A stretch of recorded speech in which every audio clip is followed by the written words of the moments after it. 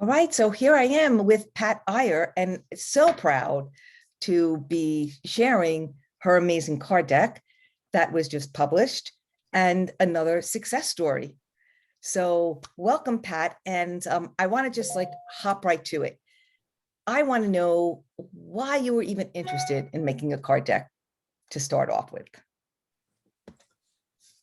I've been thinking about it for a while, and I've been following Lou Bortone and have known him for many years.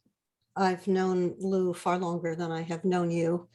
And when Lou recommended that I watch the program about what you have to offer, I was ready to accept Lou's guidance and impressed with his card deck on different ideas for creating video.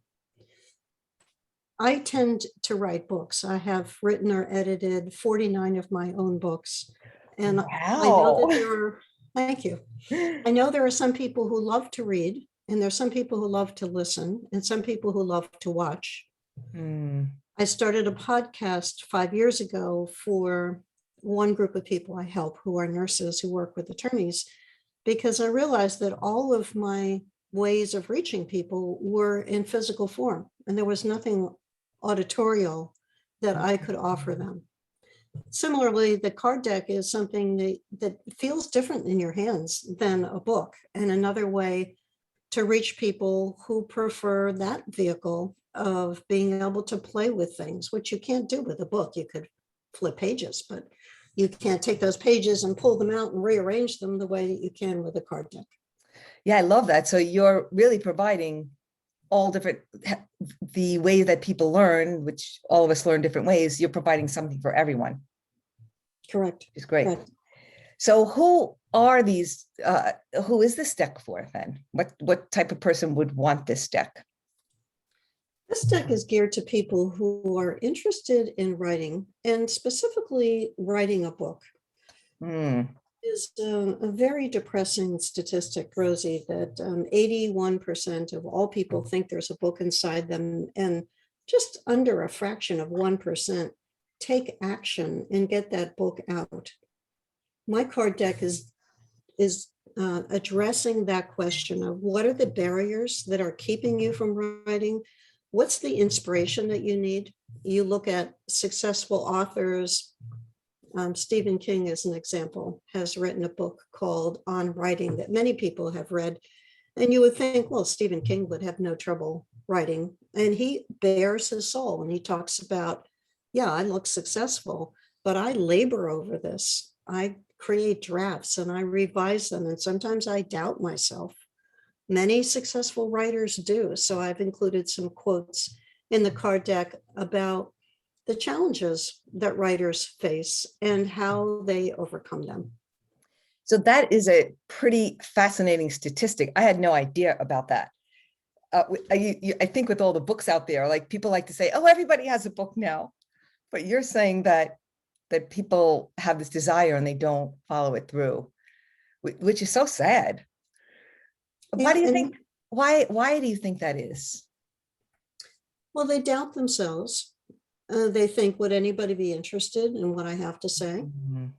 I did some research before I created a course to help people write books. And I asked, what are the fears and frustrations and challenges that you have about writing books? And one of the common one was, well, what if I write a book and nobody wants to read it? And I put all that work into it. I think people are held back because it seems like a monumental job. They think it's going to take me months and years to write a book. I'm so busy. How am I going to find the time? They doubt their writing capabilities, not taking into account that there's whole legions of people like me who are editors who make authors look good. Once they have given us the raw material, then we can adjust and smooth out the grammar and the word flow, but we have to have something to work with to begin with. So interesting. Yeah. And it's so interesting, like this whole creative process, because that's true for even people that make card decks. I've been noticing that they get stuck in that part where, maybe what I have to say isn't that important, or what happens, it doesn't come out right. So there's so much to learn with the creative process. in that, you learn to push against your like limiting beliefs about yourself, right? And Mhm, also ask for help mhm. from the right people, right? An editor, or in your case, someone that like myself that has the ways to help you do a card deck. So your card deck lets you show people what we're talking about, tips for writing a powerful book, how to get started, which I think is amazing because, okay, I got this inspiration to write a book. And then it's like, okay, now what? So I love the ease of like, it's simple, how to get started. And then Mhm. you offer the steps. So why don't you show us a couple of, do a little reading of a couple of the cards and show us what's here for people. Sure. There's 5 main categories, and they are all coded according to the picture that is on the front of the card. This is, for example, the writing process, and then I took that same image and made it more opaque and put the tip on the back. Most of these pictures I took in my backyard. Wow. um, The clematis that climbs the vine that's behind my house, and the ferns that grow alongside of my garage, and the lilacs that are behind Beautiful. my house as well. Beautiful. And And the deer. which We is have my a favorite. we live in New Jersey in an area where there are more deer than people, Oh, and they tend to take over our property with great impunity, I might mm, add. And right. because there are no hunters in the neighborhood, they have proliferated. So we've started to get to know the deer. There's a female deer who has twins every year, and she's behind our property all the time, introducing us to her new crop of Oh baby. my goodness. That's amazing. All right. So you have those categories. So I have the categories of the inspirational process, the writing process, focusing your book in terms of picking the idea, what happens if you've got more than one idea. And then I also covered conquering the obstacles that you encounter when you're writing. Some of those Mm, things we've already talked about, Rosie, in terms of self-doubt and writer's block and just plain getting stuck. love that. 5 categories, 5 pictures, and a variety of tips. So you could pick up, if you're feeling blocked and you say, today I don't know how to get started, you could pick one of the cards in this category and look at the tip on the back and So then give us take an action. example of what that tip is. What would that tip be? Conquering writing, Jodi Picoult, who writes novels, Hmm. phenomenally good writer. She says, you may not write well every day, but you can always edit a bad page. You can't edit a blank page. Oh, I love that. Well, yeah, that's amazing because that would definitely give me, okay, yeah, you're absolutely right. So it gets you out of your like nonsense and say, oh yeah, well, that's what's really true, right? Let me just get Mhm. something. I can always fix it. I love that. That's great. So show us another category. Okay. I'm picking these at random. This is Yeah. focusing on your book. And it says create a reader avatar. What are the goals and values, age and gender, occupation or needs of the person for whom you're writing? Mm, If you don't know who your audience is and what they need, then your book is going to be too diffuse. So I encourage people when they're getting ready to pick their book ideas to say to themselves, who am I writing for? that's a And what that's a really problems good can I tip. solve for them? Yeah, I mean that's a really good tip because sometimes we want to think we're talking to everybody, and we're never talking to everybody, right? I mean, we are, but we're not. So we need to use the language so that person hears the language, which so that's great. Mhm. So when you were deciding on which categories, um, how did you decide that these were the, well, I guess from you have so many, your clients, but how did you decide these were the categories that would most help a person get started? People come to me and they ask me to do training on how to start your book. I believe in repurposing, as I'm sure you do, Rosie. I know that you've got that concept deeply embedded in your brain. I had several PowerPoint decks all around the idea of getting started, coming up with your idea. Right. I took what I already developed and said, how can I look at the broad categories? And then I wanted to have a total of 9 categories and 9 cards in 5 categories Mhm. to make that uniform. That there's a little obsessive compulsive part of me that is probably present in other people who are watching this. So 9 cards, 5 categories. And then I took what I had already taught and broke them down into small chunks. I Yeah. think that's something that you emphasized in your training, Rosie, is that you've got a small card. You can't write a book, literally.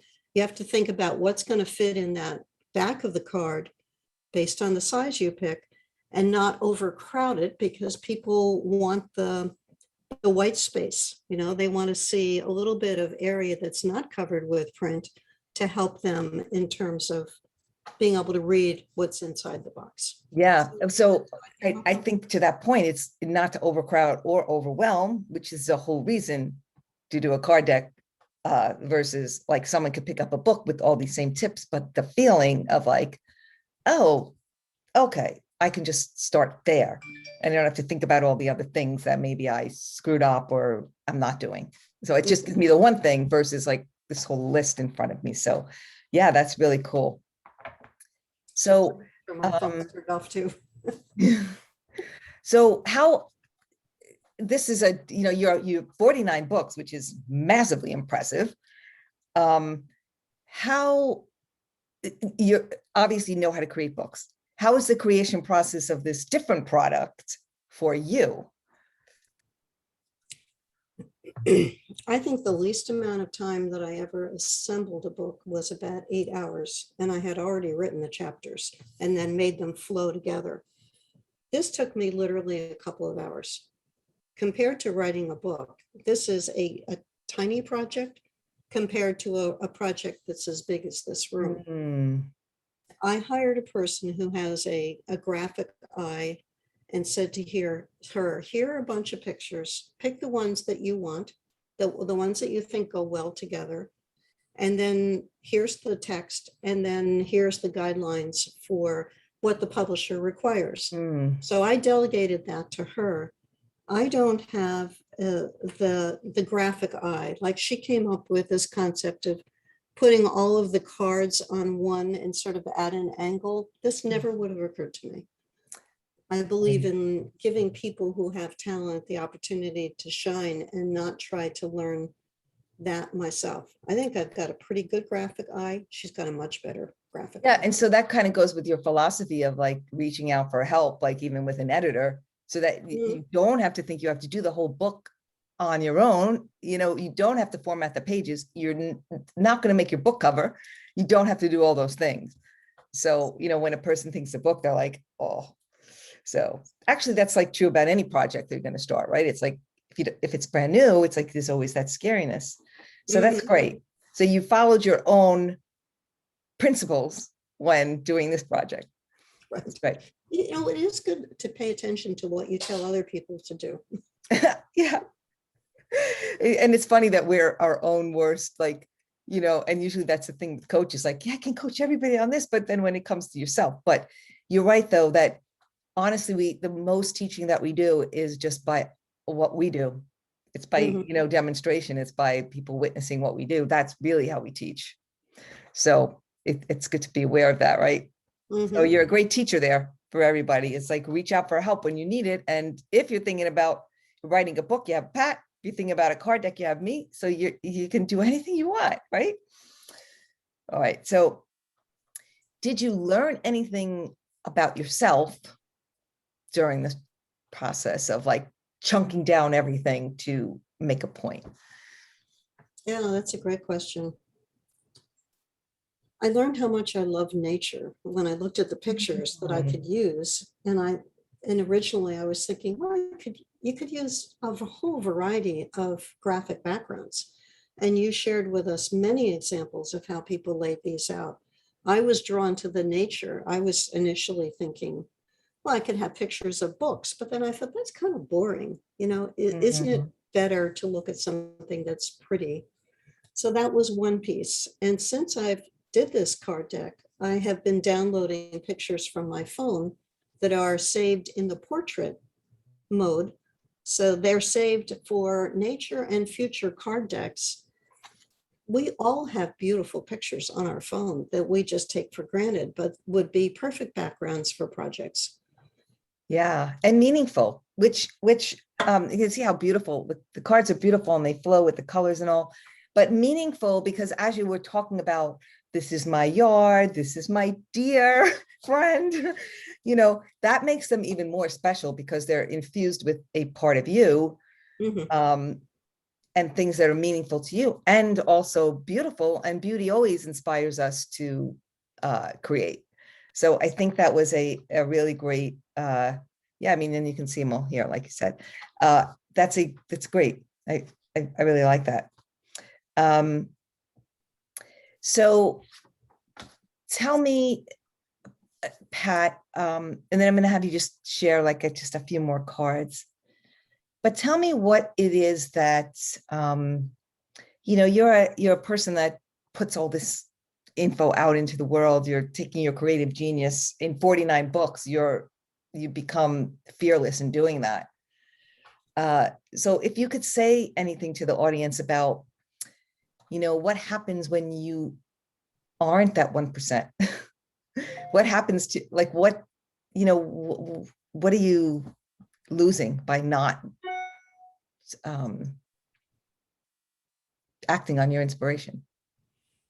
There are a lot of people that you can help who will never get your help if that talent stays locked in, whether it's talent that you share in the form of books, cards, videos, podcasts, whatever is the way that you share. And as we talked about, they're not mutually exclusive. You can do them all or do something and start with something.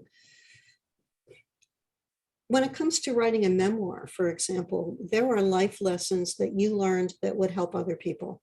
If it's a nonfiction business book, which is the audience that I tend to resonate with, you learn things by running your business or being an employee in the business that could help other people.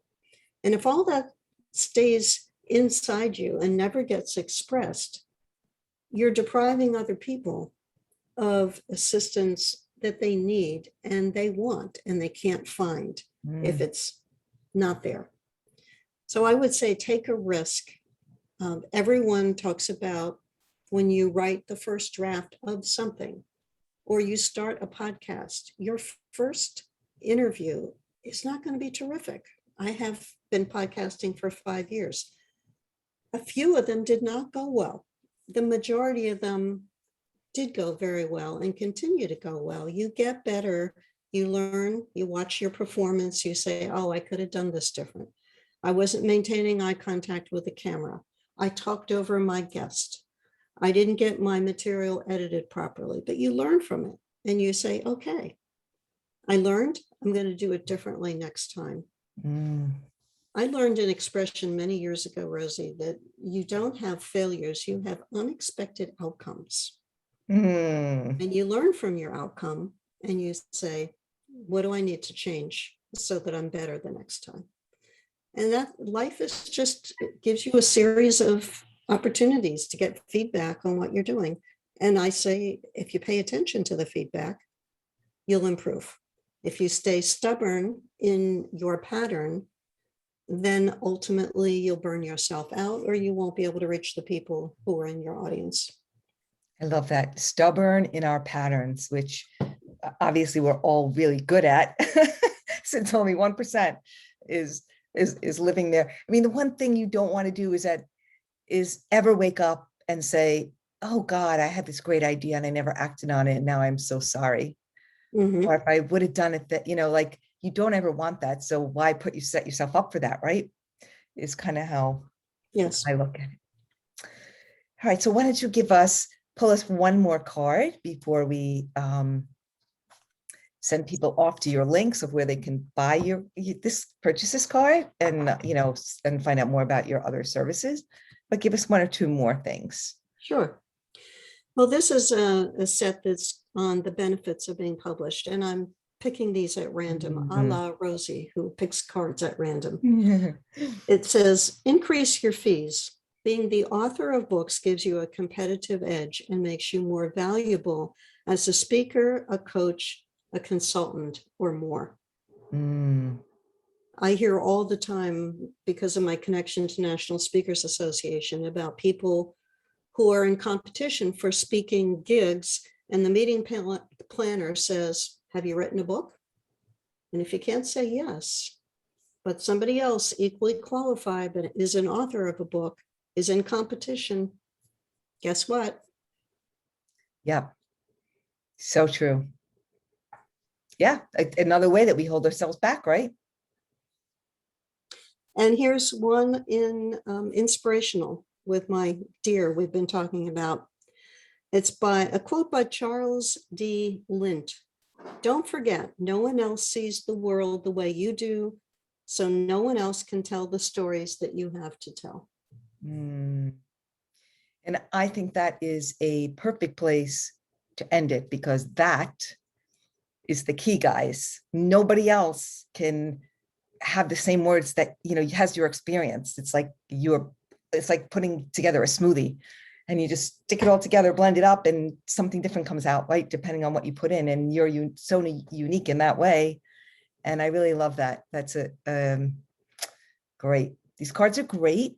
Highly recommend you take a look at them, and all the links will be below, and you can reach out to Pat and see what she has to offer for you.